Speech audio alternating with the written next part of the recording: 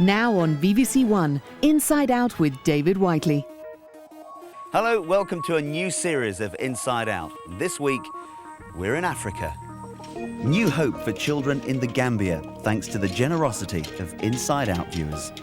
It's been staggering, absolutely staggering, and I don't think anything could have prepared me for the response from the people back home.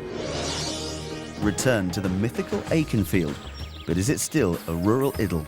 I think there's worse places about, don't you? Yes, because there is deserts and all that. You don't want to go there, do you? And nature's own harvest, the three-course meal on your doorstep.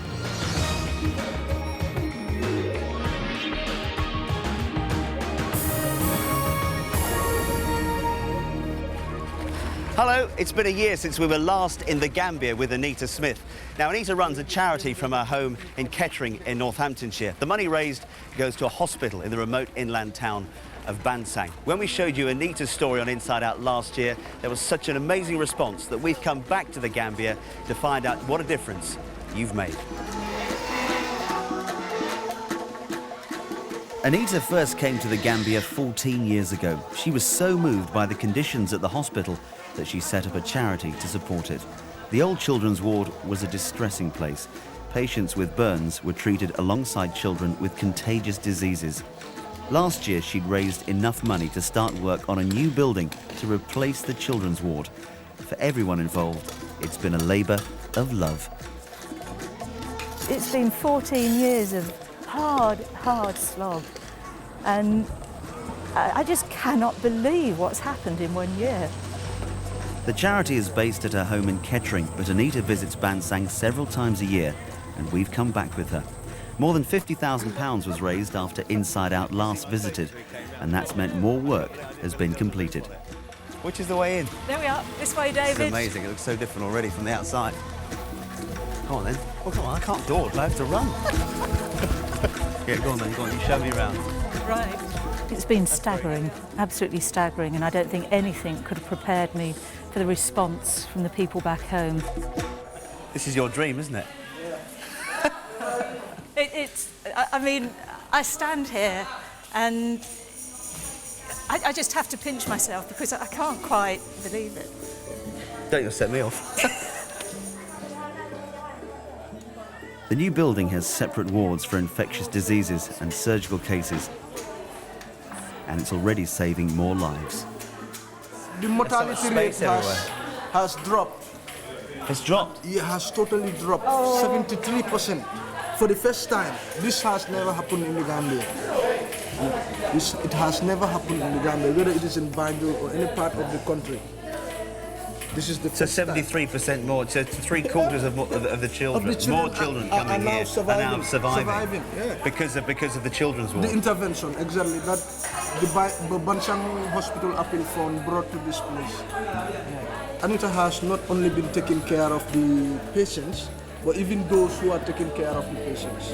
So you see the level of motivation has shot up.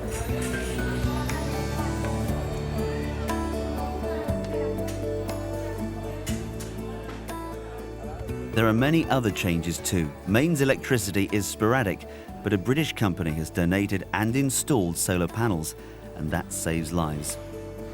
Oxygen concentrators are often needed 24 hours a day. The charity has also provided play nurses and a playroom. It's absolutely vital in a situation like Bansang to have play therapy. In the old ward, you could put a toy on the end of the bed, and of course these children do not recognise toys. They haven't seen anything like this before.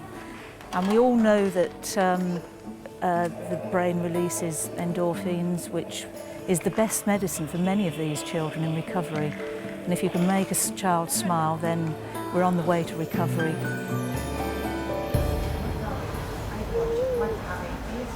Well, hopefully it's uncomplicated malaria. She's conscious, but obviously she's very agitated. And it doesn't help with the noise outside, with the banging. But we'll get the CD player in a moment, and then hopefully the music will relax her. Music plays a very vital role because the child still has hearing, and we encourage the mothers to be able to touch their children and talk to them and encourage them. And it's vital for these children to have the correct stimulation.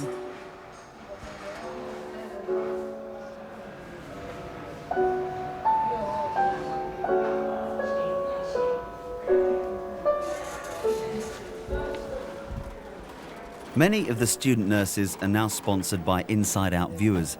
Most of their work is in the hospital, but they also provide healthcare in remote villages.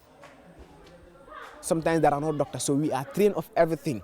So that if there are no doctors in such a places, you'll substitute the doctor. You are there as the doctor, as the nurse, as the surgeon, as the everything.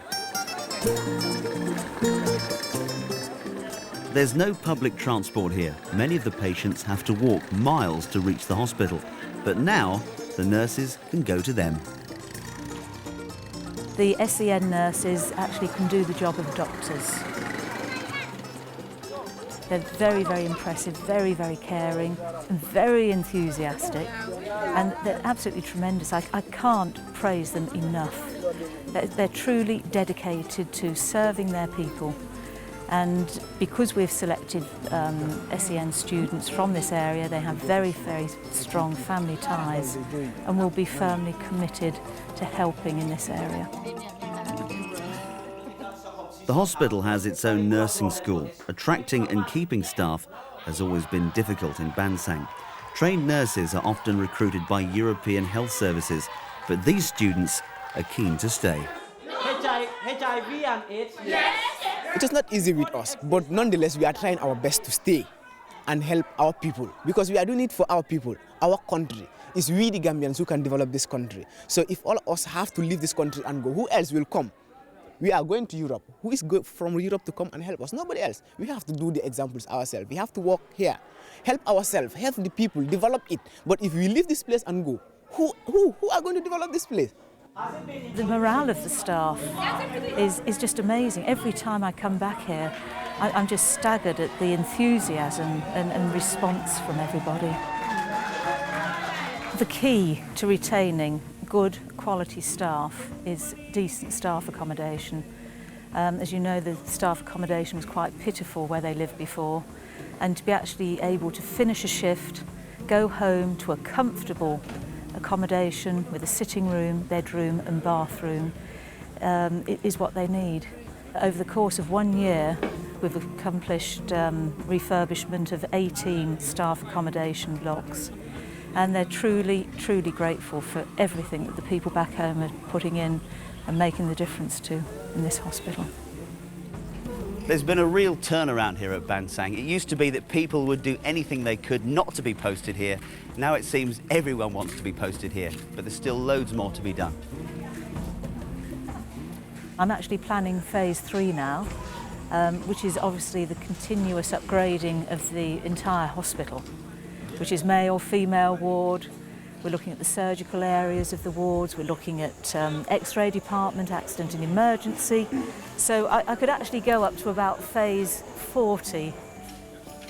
I still can't believe it. I've been back 2 or 3 times since it's open now, and I still cannot believe it when I walk onto that ward. I'm just thrilled. I'm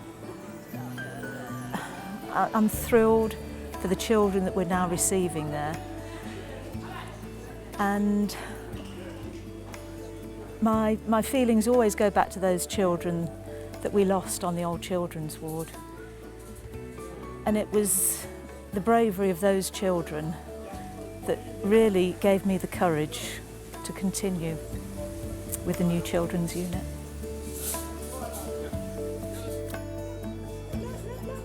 My strongest memory from last year was one of those brave children. Mohammed Jao had been badly burnt after knocking over a cooking pot. He was being treated with new dressings provided by the charity. I've often thought of him since we left and want to find out if he recovered. Before we leave, we try to find his family. All we know is the name of his village, Sarawuri.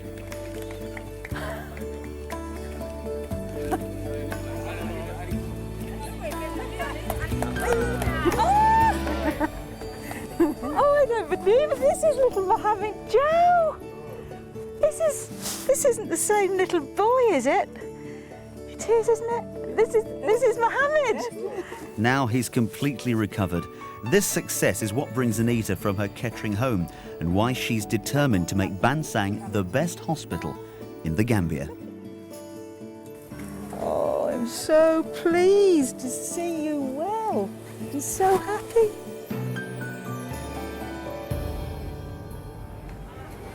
If you want to see more stories from our trip to Bansang, you can go to our website at bbc.co.uk/insideout. Later on the programme, food for free, but only if you know what to look for. Now the thing to remember about sea spinach, Steve, is that when you pick it not from the path where the dogs have been. Well clear of the dogs.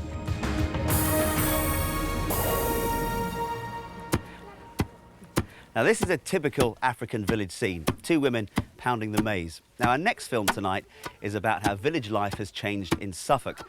40 years ago, a best-selling book was published about a fictional Suffolk village called Akenfield. First came the book, then came the film. But unlike here, over the past 40 years, life has changed in Suffolk. Julie Ranger looks at Akenfield then and now.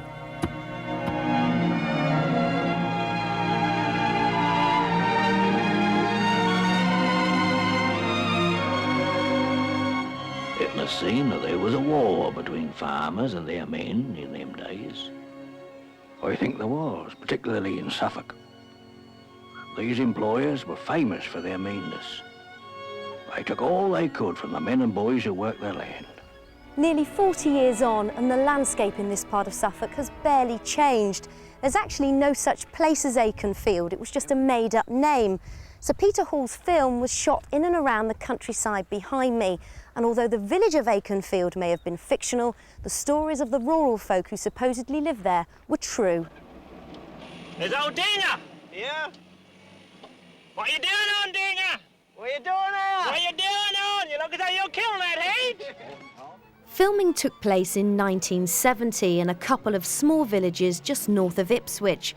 The film tells the story of 3 generations of one farming family, spanning more than 70 years. I like this old country best, Suffolk. Your old roots are deep then, are they? Yeah, I like old Suffolk. I don't think you can beat it, do you? Oh, I don't think so. I think there's worse places to be, don't you? Yes, 'cause there is. Oh, deserts and all that. You don't want to go there, do you? The film was based on a book written by local author Ronald Blythe. 40 years later, it sparked the imagination of a young Canadian writer. He wondered if life in a Suffolk village had changed during that time. So he came and talked to local people and ended up writing his own book called Return to Akenfield. I had read the original book and I was struck by how Suffolk was presented in it. It seemed like a very exotic place in the book. It had its own customs. And so I decided that it would be good to go back and find out what had happened in the 35 years that had passed, what sort of changes had occurred. And having written it, what's it taught you? Well, it's taught me that changes are always happening in rural life, that a village is a place where a lot of changes always occur.